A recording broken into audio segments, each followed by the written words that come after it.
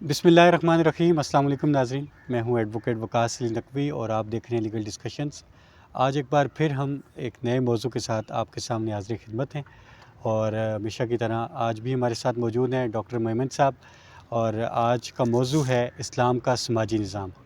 عام طور پہ ہمارے ذہنوں میں یہ بات ہوتی ہے کہ اسلام بنیادی طور پہ صرف عبادات کا دین ہے، جس میں ہمیں مختلف عبادات کا حکم ہے، لیکن آپ سب کو اس حوالے سے ایڈریس کرنا بہت زیادہ ضروری ہے کہ اسلام نے ہر شعبہ زندگی کے لیے جو تعلیمات ہیں وہ عام لوگوں کے لیے بہترین انداز میں ایڈریس کی ہیں، تو ان کو اسٹڈی کرنا، ان کو دیکھنا، ان کو سمجھنا یہ بے حد ضروری ہے۔ آج اسی کڑی کا ایک سلسلہ ہم آپ کے سامنے پیش کر رہے ہیں کہ اسلام کا سماجی نظام کیا ہے۔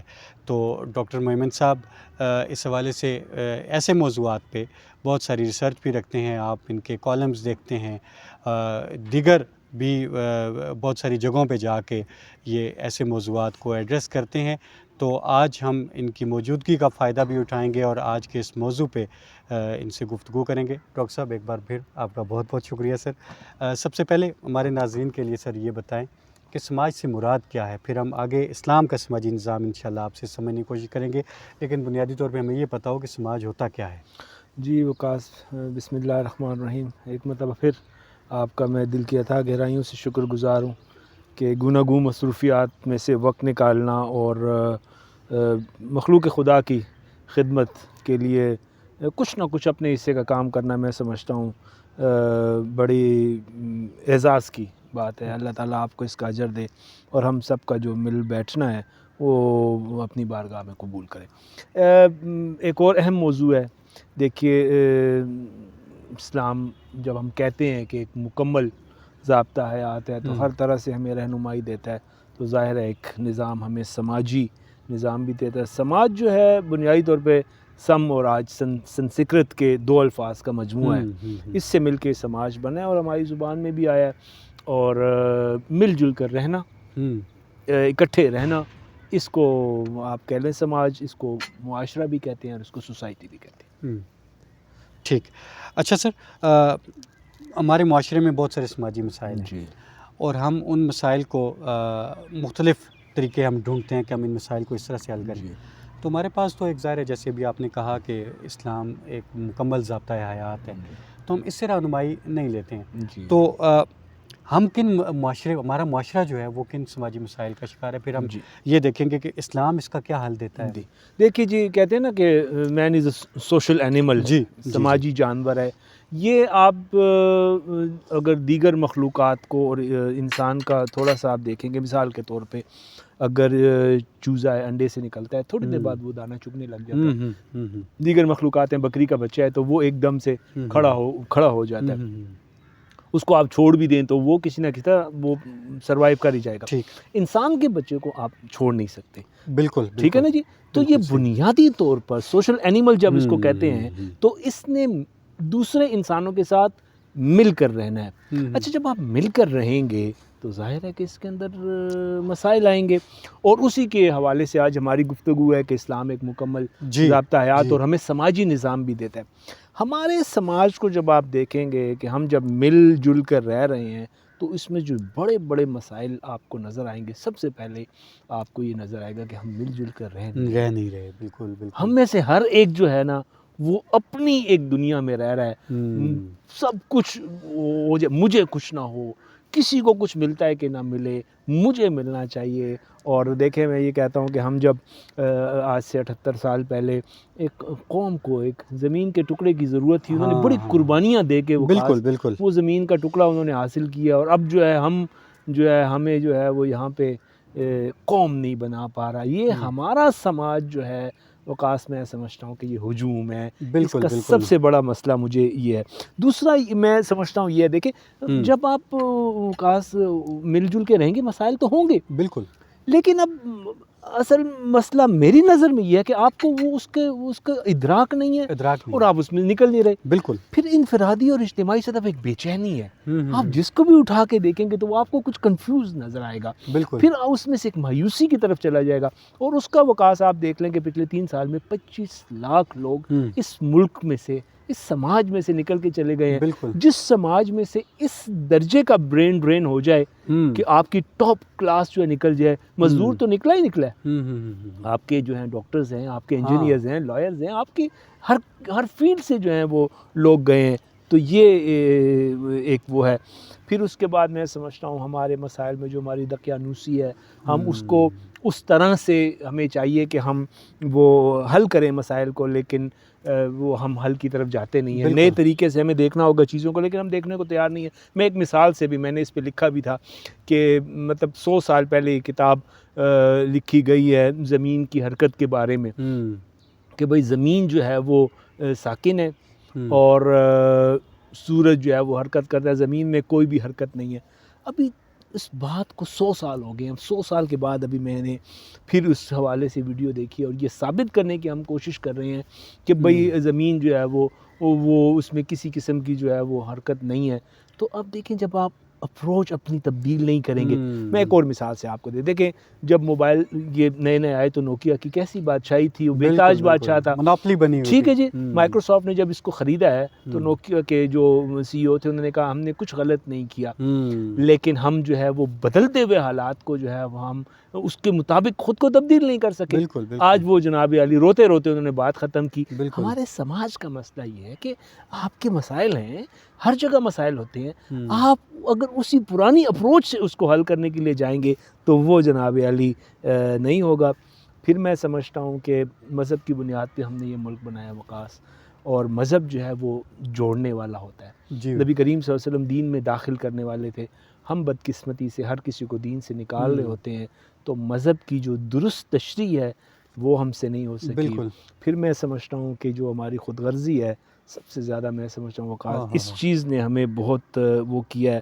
اب اس کے بعد آپ آئیے کہ جب آپ یہ دعویٰ کرتے ہیں اسلام کا سیاسی نظام, سیاسی افراتفری کو دیکھیے, اسلام کا معاشی نظام آپ کا بال بال قرضے میں ڈوبا ہوا ہے. اسلام کا روحانی نظام, ہماری روحانیت کہاں ہے؟ اسلام کا اخلاقی نظام دیکھیے, ہم جھوٹ بولنے والے لوگوں میں پہلے نمبر پر. اسلام کا خاندانی نظام, ہماری تعلیم, ہماری صحت.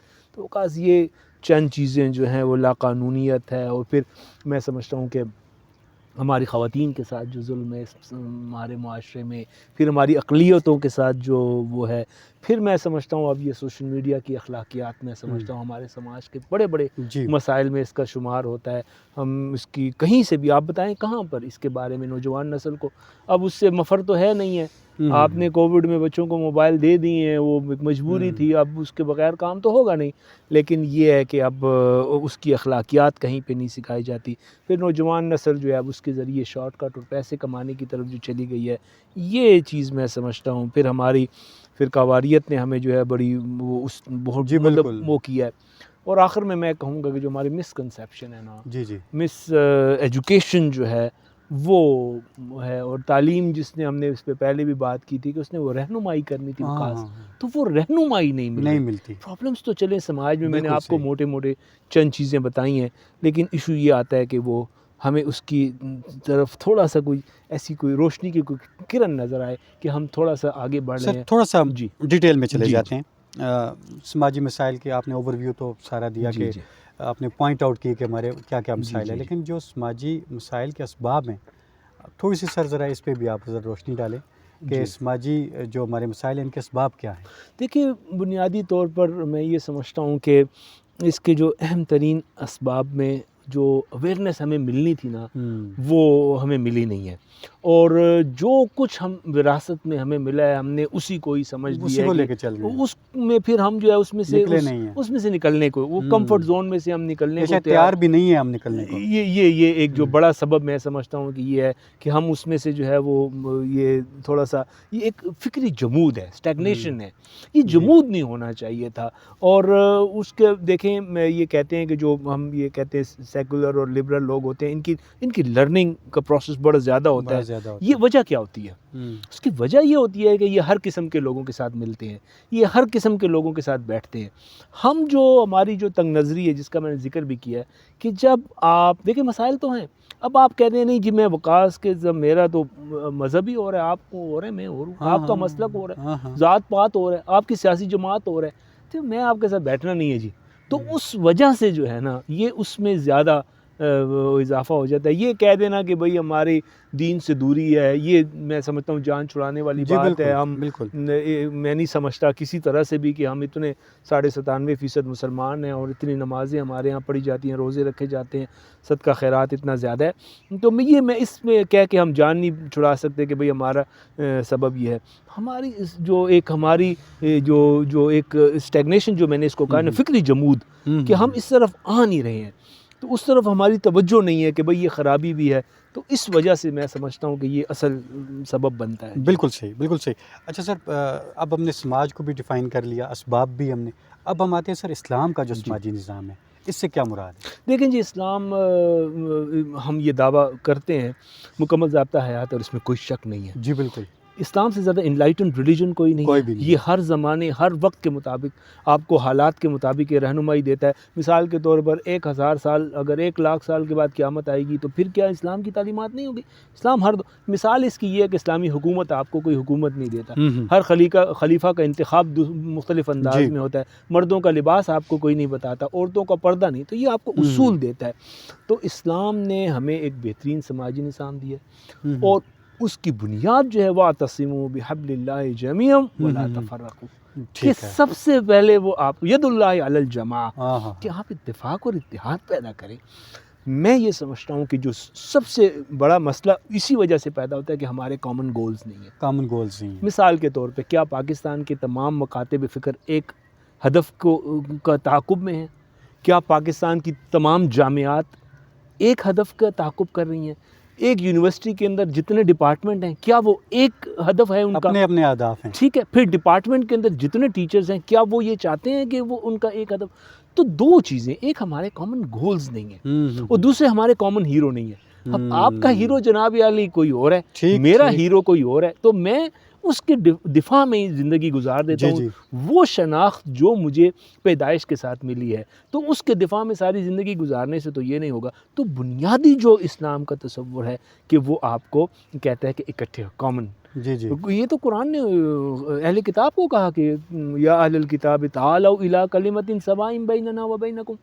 اہل کتاب کو کہا کہ جو کامن گراؤنڈز ہیں آئیں اس کے اوپر بیٹھ کے بات کرتے ہیں. تو ہم نہیں کر سکتے آپس میں کہ کامن گراؤنڈز کے اوپر اس ملک کو ہم آگے لے جانے کی کوئی بات کریں, اس سماج کو بہتر کرنے کی کوشش کریں, جتنے مسائل ہیں اس کے اندر ان کو ہم وہ کریں.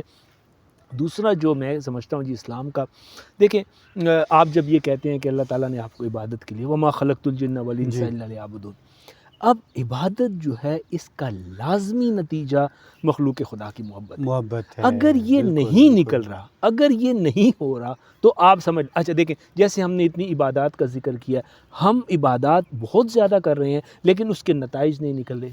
خرابی یہاں پر ہو رہی ہے کہ وہ ایک رسم بن گئی ہے, وہ ایک عادت بن گئی ہے, تو اس کے نتائج نہیں نکل رہے. تو عبادت کا جو لازمی نتیجہ نکلنا چاہیے, اب آپ اپنے تعلیمی نظام کو دیکھ لیں, ڈگریاں تو دے رہے ہیں, معاشرہ بہتر کیوں نہیں ہو رہا؟ کیونکہ اس عبادت میں بھی خود غرضی ہے. میری نماز, میں راستہ بند کر کے بھی نماز پڑھتا ہوں, میری ڈگری, میرا نمبر, میرا بچہ, میری پوزیشن.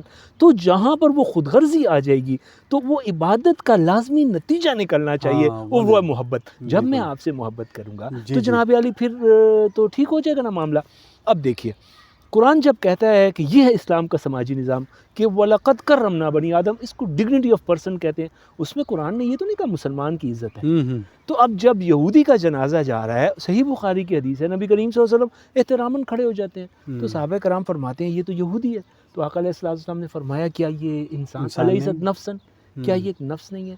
تو جب اسلام میں بنیادی جو سماج ہے اس میں مجھ پہ لازم ہے آپ کا احترام, بالکل آپ کی محبت, آپ کو وَيُؤْثِرُونَ عَلَىٰ أَنفُسِهِمْ وَلَوْ كَانَ بِهِمْ خَصَاصَةٌ. یہ اسلام کا سماجی نظام ہے اپنی ذات کے اوپر دوسرے کو ترجیح دینا. لن تنالوا البر حتى تنفقوا مما تحبون، یعنی آپ نیکی تک پہنچ ہی نہیں سکتے جب بہترین چیز آپ خرچ کریں گے. تو یہ اب نبی کریم سے دیکھیں، اب یہ حدیث ہے، ہم سب کو پتہ ہے کہ المسلم من سلم المسلمون من لسانہ، ٹھیک ہے نا. اب سنن نسائی اور مسند احمد میں یہ حدیث ہے کہ المسلم من سلم الناس من لسانہ، مسلمان وہ ہے جس کے ہاتھ سے تمام انسان محفوظ ہے. یہ اسلام کا سماجی نظام ہے. جی بالکل. انا شہید ان العباد کلهم اخوہ، میں گواہی دیتا ہوں، آقا علیہ الصلوۃ والسلام نے فرمایا کہ تمام بندے آپس میں بھائی بھائی، کونوا عباد اللہ اخوانا، اللہ کے بندوں آپس میں بھائی بھائی بن جاؤ. آج یہ ہمارے اندر سے یہ چیز ختم ہو گئی. تو اب آپ پھر یہ مت کریں گے، یہ توقع ہی مت کریں گے جب سماج کے اندر جو آپس کی محبتیں ہیں، جو بھائی چارہ ہے، جب وہ ختم ہو جائے گا. دیکھیں جانور کو بھی درد تو محسوس ہوتا ہے نا، بالکل صحیح. انسان وہ ہے جو دوسرے کا درد محسوس کرے. یہ تو اپنا درد تو وہ محسوس کرتا ہے، جانور بھی. تو اس سے پھر وہ صلہ رحمی آئے گی، اس سے پھر وہ خواتین کے حقوق آئیں گے، بچوں کے حقوق آئیں گے، جانوروں کے حقوق کی طرف نبی کریم صلی اللہ علیہ وسلم فرمائے ان بے زبانوں کے بارے میں اللہ سے ڈرو. اتحاد آئے گا، اخوت آئے گی، تعاون آئے گا. تو یہ اسلام کا جو ہے وہ بنیادی. بالکل ٹھیک. اچھا سر، آپ نے ابھی یہ بات کی عبادات کے حوالے سے کہ نمازیں پڑھتے ہیں لیکن اس کا جو فطری نتیجہ ہے وہ نہیں آ رہا. سورہ عصر میں کہیں اللہ تعالیٰ اسی مسئلے کی طرف پوائنٹ آؤٹ نہیں کر رہا کہ قسم زمانے کی انسان خسارے میں؟ دیکھیے بالکل بڑی آپ نے اچھا اشارہ کیا ہے. اللہ تعالیٰ قرآن پاک میں فرماتے ہیں ان الصلاۃ تنہی عن الفحشاء والمنکر.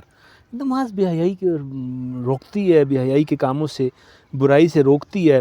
لیکن ایک طرف ہم نمازیں پڑھنے میں ہماری تعداد دنیا میں مسجدوں کے اعتبار سے چوتھے نمبر پر ہے، دوسری طرف اب جب آپ دیکھتے ہیں تو آپ انٹرنیٹ کے غلط استعمال میں فحش مواد دیکھنے میں آپ کا پہلا نمبر ہے. تو وہ اس کا رزلٹ نہیں آ رہا نا.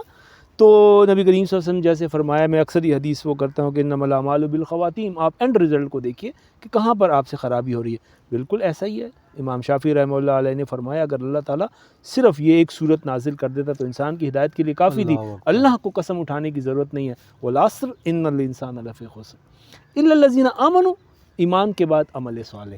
بلکہ میں چاہوں گا اس پہ انشاءاللہ کسی وقت الگ سے اس پہ گفتگو ہوگی کہ ایمان، پھر عمل صالح و تواصی بالحق، اور اس سے کیا مراد، اس سے مراد کیا ہے. اور جب اللہ قسم اٹھا کر انسان کو کہہ رہا ہے کہ یہ خسارے میں ہے تو پھر انسان خسارے میں اس کے لیے کچھ کرنا پڑے گا. بالکل ٹھیک.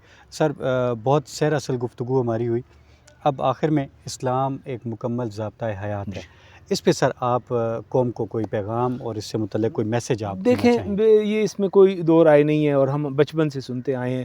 اور ہر قسم کے حالات، ہر قسم کی ضرورت، ہر قسم کے زمانے کے لیے ضرورت صرف اس بات کی ہے کہ ہم تھوڑا سا اس طرف آئیں اور اسلام کو جو ہمیں وراثت میں ملا ہوا ہے اس کو تھوڑا سا اون کریں، سمجھیں، اس کے قریب آئیں. تو یہ ہمیں ہر اعتبار سے جو ہے وہ رہنمائی دے گا.